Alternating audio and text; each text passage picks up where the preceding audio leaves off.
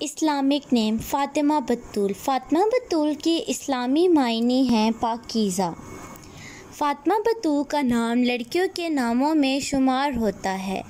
فاطمہ بتول کے نام کی ابتدائی تاریخ عربی زبان سے نکلتی ہے۔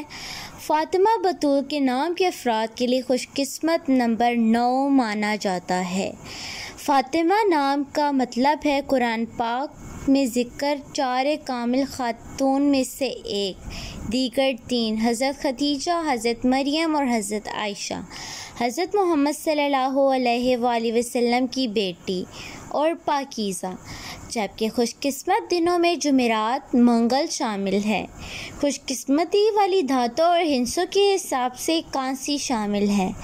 فاطمہ بتول کے نام کے افراد کے لیے موافق رنگ پیلا اور سبز شامل ہے۔ فاطمہ بتول کے نام کے افراد کے لیے موافق پتھر فیروزی شامل ہے۔